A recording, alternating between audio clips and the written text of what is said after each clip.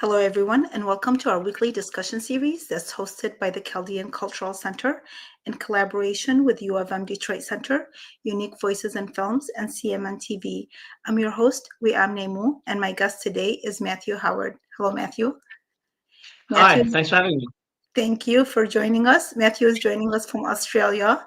It's noon right now where you're at, and it's nighttime here. So thank you for making the time. No Um, problem. so Matthew is a seasoned communications professional, is executive producer of Common Home TV. He focuses on digital storytelling that bridges faith, social justice, and contemporary issues. His work brings the principles of integral ecology and inclusive church teachings to life, reaching a broad audience through accessible, high-quality media.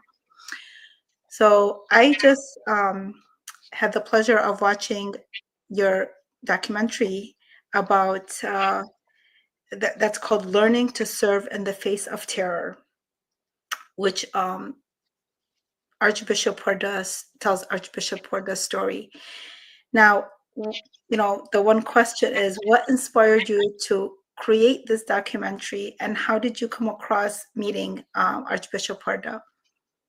I guess we could start about the interesting part about the story is how I got to meet him. I was working away in Melbourne, and he was in Melbourne. And by the time that I figured he was here, he had already moved to Sydney. So put that into perspective. That's sort of like Montreal to Philadelphia, a drive. So I had a baby daughter, and we jumped in the car, my wife, I, and the kid, and we drove up to Sydney. I got on the horn. We sorted out a time to meet. It was the wildest ride. I blew my car engine on the way up. Like imagine like being in the Australian outback out near our beautiful Gaylong Retreat Center, St. Clements. And my wife had just started cutting my hair, so I had this really terrible haircut. And I showed up, and I met this man who absolutely like just blew me away. You could tell just by his presence. A Redemptress here mentioned how he just looked like he was loved as a child. Like he just brings this affection to such a dark time. Now, I guess your other question was what made me want to tell the story. I guess one of the most important things in my professional career, because TV is a mission of the Redemptress, right? So the Redemptress of Australia, the Redemptress of Oceania, comprises countries within Oceania and a vice province in Asia, two vice provinces in Asia. We have throughout the world, a deep commitment to peacemaking. There would might not be an overstatement to say that we wouldn't have peace in Northern Ireland if it wasn't for Father Alec Reid. He was there holding meetings in the back of the church with both sides of the sectarian conflict, bringing people together. That's something that's always been etched in my memory. But even more recently, Father Pix, God rest his soul, his work against Duterte's crime. I did a documentary on Brother June, who would go out and take photos, and I went with him, take photos of the dead bodies of the extrajudicial killings and bring them to light for people to see. Bishop Warda is a continuation of a redemptive spirituality that I admire deeply, right?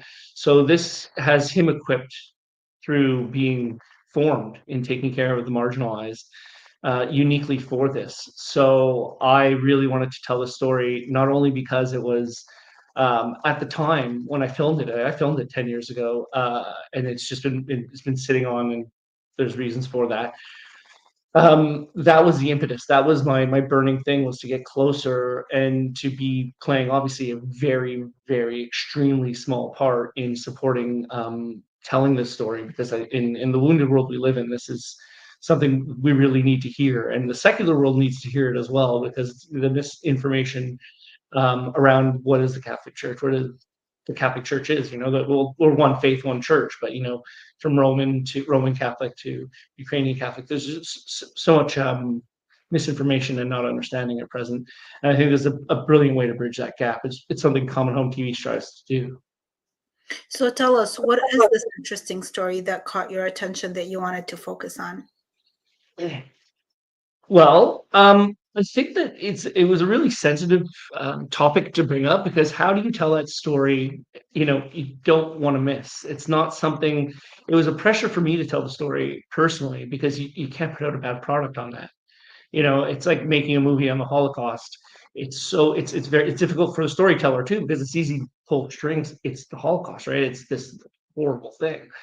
But I wanted to do this justice, this story of uh, uh, my faith, and even not. He goes into the Yazidis, just waking up one morning. Imagine waking up one morning, and as he puts it in the documentary, he kind of heard some things, and then waking up one morning and there's just hordes. I guess hordes is a terrible descriptor, but just masses of people coming in and saying, "We need your help."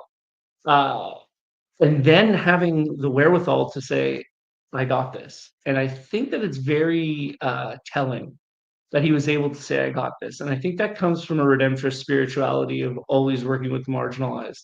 And that's something it's a daily thing, right? The marginalized doesn't need to be taking care of everybody in Iraq during, the monstrous events that happen. This The is, most during, the this is marginal. right after the 2014 ISIS attack, correct? And Yes. he So was, this was but he was he was he was he. living there. Yes, exactly. Okay, so for just a little bit of context, um, yeah, he woke up one day and Mosul fell, and they walked over. So it's about an hour car ride, I believe. And he woke up, and Mosul said, "No, this is our territory, right? This is an Islamic State." And he woke up, and he had people of all faiths in the region, so to come and help him. And then when he was there during the siege in Sinjar with the Yazidis, when they were being genocided, and he defended them heroically at that time as well. So Catholic meaning universal, he was there for everybody at every step of the way. And when you From watch the start. when I watch the documentary, the way he speaks, he's so simple. He's like, "Well, this is what we have to do. It's like what we have to do. We have to protect everybody. We have to welcome everybody." The way he talks so simply about it, it doesn't even you don't even imagine the horrendous situation that he was in because all he was thinking about is helping people. Yes, and I think that goes back to, like, I think that's something, like, really intrinsic in his personhood. Like I said, like, the things that he's seen and he's been with, and he's still able to make little smiley faces and be this calming presence. Whereas I know I wouldn't have it within me. My brokenness would show through speaking of that constantly. But then other times when he needs to, he speaks very. And I think I think that goes back to a redemptorist way of he's theologically very, he's very highly educated, but being able to put those into simple, very easy to understand things of producing, of like why we do this, why this is essential to our faith. I think that comes across really well. I think he did an exceptional job in explaining that. So it brings us right up to, we released on the 10-year anniversary. So as we all know, the fall of ISIS exists, but that's not the fall of it, really the end of anything. I think that we have these notions in our head that's like, well, and that's not. What's going on there is still those traumas are generational. And until we understand that, we can't be wiping our hands of this situation. So we were talking before this interview, and this is exactly what we're talking about, the trauma that keeps going, that allows a repeat and a continuation and a pattern of violence that continues to happen in Iraq because it's like one person kills another or one group hurts another, and then there's a trauma, and then when you don't deal with it and when you don't heal and when you don't address it, then there's this tendency to continue this pattern. And what is important about your work is that this is a way of addressing it. It's a peaceful way to address it. You're discussing it, you're talking about it. Now, one thing that I liked when I was watching his story, he said that he has put a lot of effort into speaking with Islamic scholars and, you know, addressing this in a factual, heart to heart way and being honest about it. How do you feel about that? And what did he express exactly? What was this honesty that he was talking about? Oh, I think his choice of words off the cuff could not have been scripted by a professional scriptwriter. I think he said something along the lines of, "We need to address to our brothers and sisters Muslim that this is a cancer that needs to be addressed." And by opening it up with our brothers and sisters Muslims and talking about the need for our cordiality, but at the end, there's an underlying thing that needs to be addressed. It's really to the point. It's pointed, and it says that this is something, and he also makes the correct diagnosis that this is something that's hurting you more, right? I remember when I was living in Montreal, and originally from Montreal, maybe 23 years ago, listening to Pervez Musharraf in an interview, and speaking about the 9/11 attacks and saying, obviously tragic, but like we are going through that type of terrorism in Pakistan all the time. The numbers of deaths, right? It's you have to realize what's happening in that region, the number of deaths, and it's Muslims, right? So when we talk about addressing it, it's not just for our own safety. He's saying this because of his love for his brothers and sisters Muslims, people who are around him, people he sees as people that he meets with regularly, who he's had, before this, really good, relationships with and built relationships with. So for him to say that in the way in which he said it, I think is very poignant, and to have the courage to say it in the midst of all this. And I'd like to speak to his courage just in case this doesn't come up again. Like, if this was me, when the camera stopped rolling and I was like, "So you're going back?" He's like, "Yep." And I was like, "No, I don't know. If that was me, I'd be like, I can raise money here. Maybe I go to Rome. Oh, Paris might be nice. They might get some money in Paris. New York, come on. There's Catholics in New York." No, he was going back to his people, right? And that to me is it cannot be overrepresented. Now, one thing that we didn't get to do because of the brevity, right? It's only a 20-minute video. Common Home TV, check it out. It's still on the homepage. One thing we didn't get into, though, if we're going to speak about the need to speak to the Islamic scholars and speak directly, our peacemaking tradition in Ireland, someone reached out to me and said he wasn't comfortable with the word terror, right? And you think ISIS, clearly, right? Obviously, terror is their main business. And he was speaking as a Catholic who lived through the Troubles. And he was saying, we were terrorized by our colonizers. Now, I chose that word and I stick with it because those words are, if someone comes and colonizes and then someone, reacts in a way that is obviously clearly beheading, like the savagery which was, it's not to diminish the savagery. Those words are going to become new words, but they'll still really mean the same thing, right? No matter how the resistance is sort of played out, but obviously the more violent end is going to have a more of that connotation. But if we really wanted to speak about, that situation too, we'd have to take into consideration the invasion. George Bush is still throwing out baseballs at the baseball games in the United States, and Australia was there as well. So it's not just blame America. But if we really wanted to look at like the underlying and wanted to speak about the political, the consequences of war are still being felt globally. People don't trust institutions. People don't trust the media. Well, they sent how many citizens to die in a war where in the end there was democracy, weapons of mass destruction, goalposts changed quite a bit. So if we're looking at, how are we settling things and trying to understand contextually, I think that it needs to be a bit broader, and it's something that we couldn't address in scope in the documentary itself. So we really just focused on his particular story, his particular handling of it, his onus of social justice and the gospel in the midst of what really just ended up on his doorstep.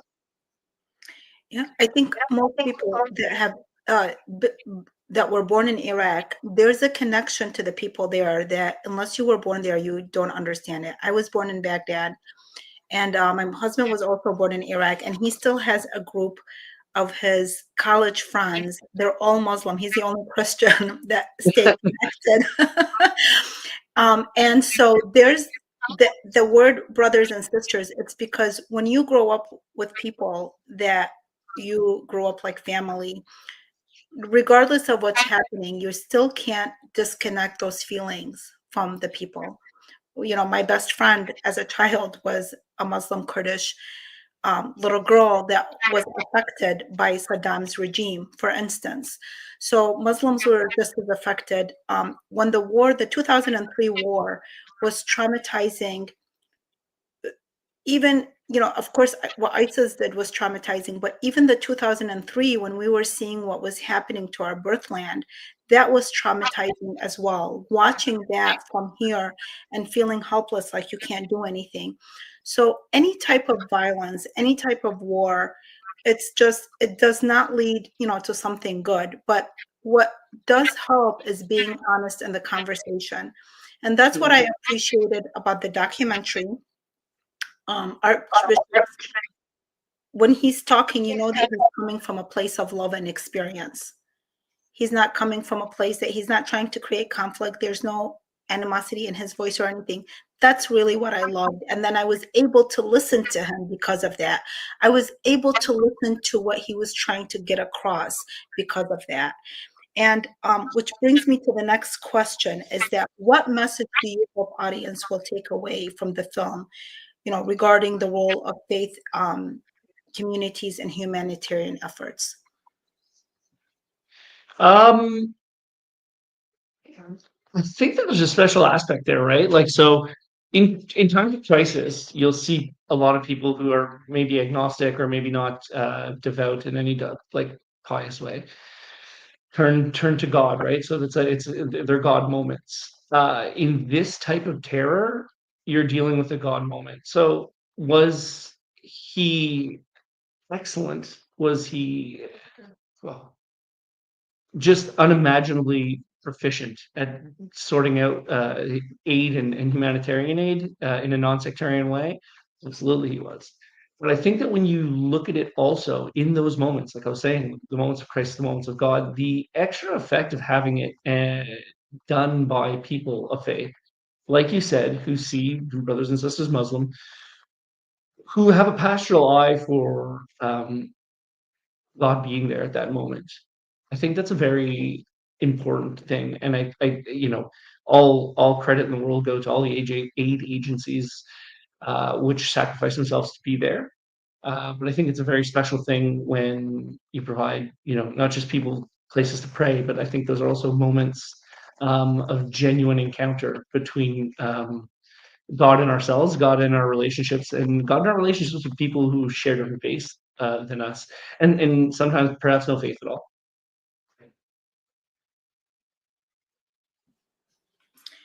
And where can people watch this? I know you briefly mentioned the link where they can watch it, but can you please repeat that again? Yeah, it's just down at the bottom. You can see Common Home TV. It's just that Common Home, then period TV. Um, yeah, so it speaks to, a common place for really good Catholic content, and we try to provide it in a way that can impact a Western audience. So a lot of times our symbols are sacred, obviously. It's not anything like that, but replicating what's sometimes not drawing people to church symbolically or linguistically needs to be presented in a modern way without obviously losing, what we're there for, the gospel and the goodness and the social justice that underpins the deepness of the tradition and faith. Yeah, and I'm so glad this documentary was made, and you said like it was in the 10-year anniversary, but often we do feel that the Chaldean community, the Yazidis, the Assyrians, are marginalized group that their story seems like it happened and it was done with, but it's not addressed enough.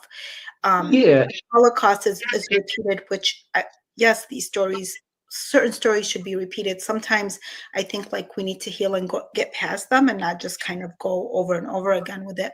But I feel with this particular story, I don't feel like there has been enough said about it, because it kind of feels like sometimes it's swept under the rug. And part of it is because people think that is the way to heal and just get past it. That's not how the Christians feel. That's not how the minorities feel about it, that sweeping it under the rug is the way to go about it. no, it's absolutely not. What I would suggest people as well, please come visit Common Home TV. Um, we have an interview much like the one we're conducting right now that I did with a Palestinian Christian. whose family was in the church where Israeli snipers focused in and shot two women, one going to the bathroom, one going to care for her mother on the floor. Now, he speaks about the trauma and the recurring trauma. And he talks about, he doesn't say the Palestinians have like post-traumatic stress, they have like just constant stress, constant trauma. And the people that are in Hamas leadership right now, like that terrorist organization was bred from being terrorized themselves. And you don't break that cycle can be broken without better peace making traditions, right? But also why I think that relates very well to what we're speaking of now. I think we don't do a great enough job as a Christian church or as a Catholic church really talking about Christians in the Middle East. And that's one of the reasons I wanted to do this documentary as well. And when they speak, and if you do take the time to listen, which I hope you do, to this Palestinian Christian's voice, is saying that, you know, somehow Christians are seen as caught in the middle or this third entity in sort of that conflict. Whereas, no, they're part and parcel, they're part of the land, they're part of the people. And I think you just sort of described that as well, how like you are you grew up with all of these people, calling them brothers and Muslims. Of course, we're not, we are part of the Iraq fabric. We share one faith, they share another faith, and we exist and we're there and we need your help. And I think that you know, it's when you invade or when you're part of a place that's bombing Christians and you're from a Christian nation, it becomes uncomfortable. But that's a reality that needs to be. We need a better job showcasing that Christians are there, Christians are in need. And if you see the work of Bashar, it's clearly that he's passing that on too. That the buck doesn't stop there. He talks about his work with the Yazidis.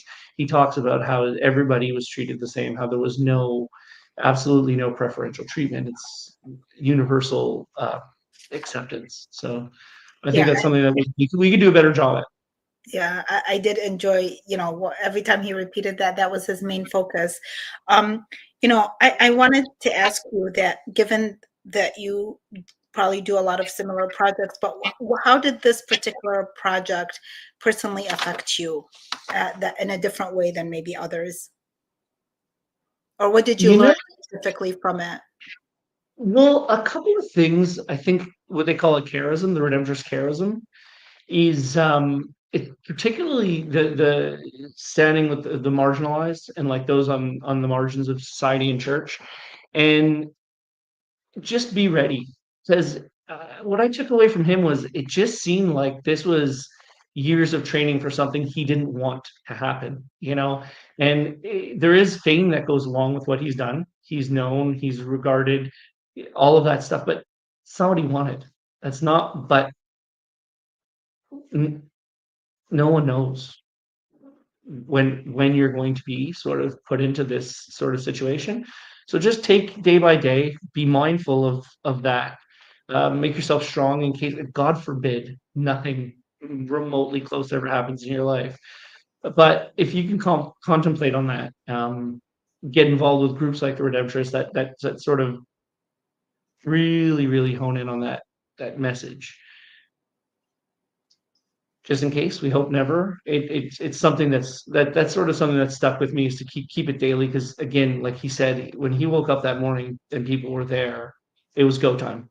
And I really think that that's years of meditation, that's years of prayer, that's years of understanding yourself, that we're able to put that load.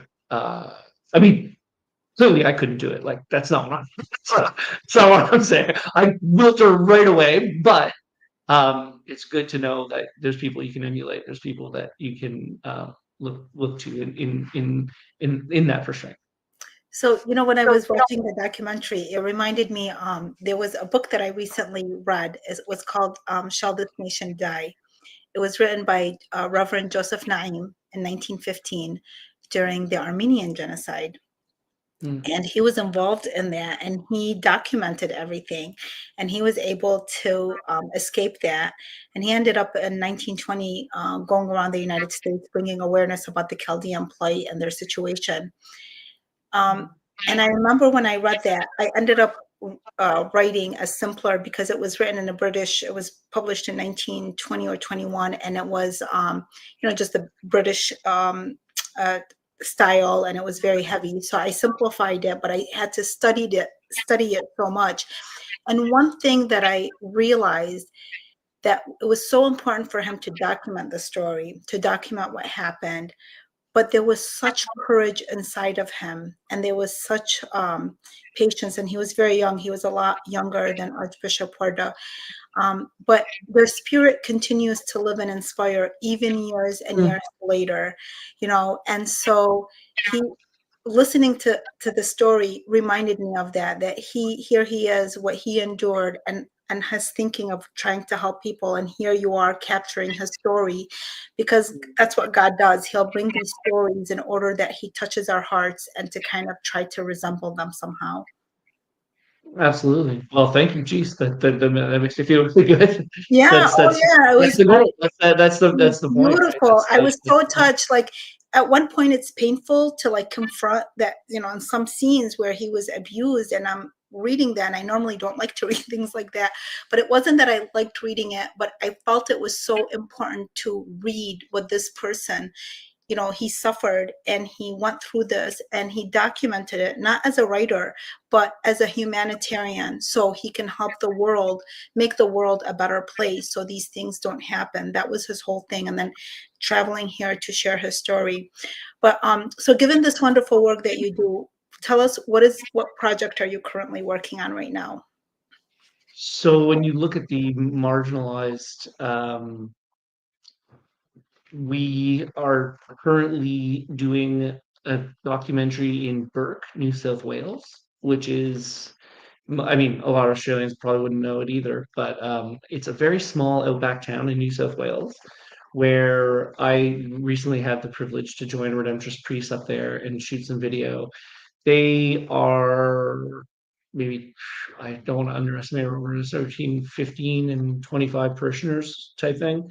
And, the contrast there, this isn't really a contrast. It's going out. And that was what St. Alphonsus Liguori, the founder of the Redemptorists, when he makes this congregation, it was to go out to those in the field, those sort of marginalized.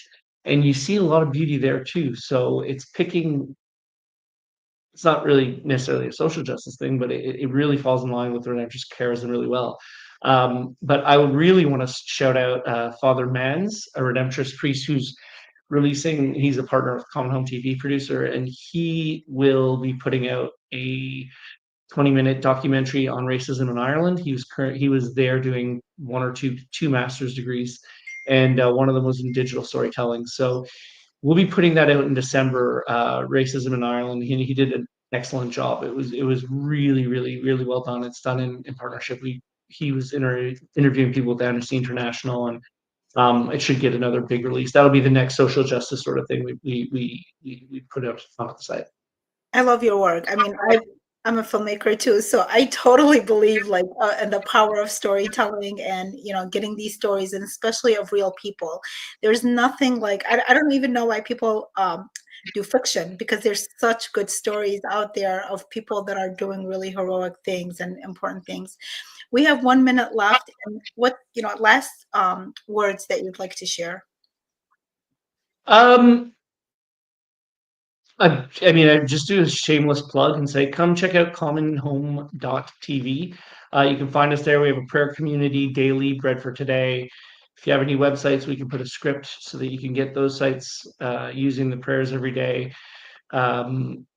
We release content all the time. You can follow us on all our socials. We have Instagram, YouTube, the website, Facebook, the usuals. No, I guess that's about it. I think that's all we're up to right now. But we're going into Christmas That's here. quite a lot. 16 years, and I'm still getting used to the hot Christmases. And we'll be releasing a song on 150 digital platforms with some priests and some lay collaborators together, doing like an Australian summer. So it'll be a hot country style song. We're looking forward to it. Father Oche is incredible guitarist, like that, shredder. that sounds like fun. Yeah, it should be. Well, thank you so much for joining us today. And thanks everybody for watching. If anybody noticed, I have just lost my voice a little bit. So, but Oh, one more thing. If you ever want to be in touch, if you ever want to be in touch, please reach out on social media. I'd love, any of our forums, you can direct message us, we can respond to you. The idea was to continue this into a podcast form to go deeper in depth, but we need people that have roots in Iraq, that have contacts in Iraq. If that's something that you'd be wanting to be involved with, hey, let me know. Sorry, what was the podcast? What you mean, like Yeah, so the? we were thinking of retelling this story a little bit more in depth in a podcast variety. So like maybe making a 6 point part series where this was only a short 20-minute documentary, but we'd like to look into specific stories, specific impacts, specifically what the whole context on Yazidis. How are you going to forget telling me that? That's like Well, because it's always you supposed to be made taken me out of my head. credit. Because it was shelved. It's not a roller coaster. It's not a ride. So we've had a lot of things It come doesn't in and out matter. I mean, on home the TV. story Yeah, but after that's Joseph silly of me. Naim, My bad. 100 years Because it has to. later, really, like the I'm hearing 100. myself now. When I'm reading Joseph Naim's book, which somebody in Iraq mentioned to me, and I couldn't believe, as somebody who reads so much and thought I was so familiar with the stories from back in Iraq, I had no clue. I just discovered him last year, and I thought, oh my God, thank God for books, thank God, for this documentation. So whatever you're doing is so incredibly important, no matter how long it takes. It's very, very important work. Well, if anybody does have media contacts in Iraq and would like to be interested, we're not saying that we're going to do it. It's just something that we kicked around with a couple of guys. We were talking about it. We say, this could be a really good podcast story because you can't podcast everything. ISIS, they don't release their footage. It wasn't like I could write to somebody. I had to steal from them. Hopefully they're forgiving a lot. You're forgiven. But the podcast, to have people tell the story, we would need significant input from people that are in Iraq or have ties to Iraq or would be willing to partner with us to make it. So I don't know, just Well, reaching good out luck. to I mean, anybody yeah, just you're putting it out there, and good luck with that, and good luck or with to the all your universe. projects. I hope they find many, many blessings. Thank you so much. Thank you. Thank you, everybody, for watching, and have a wonderful day. Take care, everyone. Good night. Bye-bye.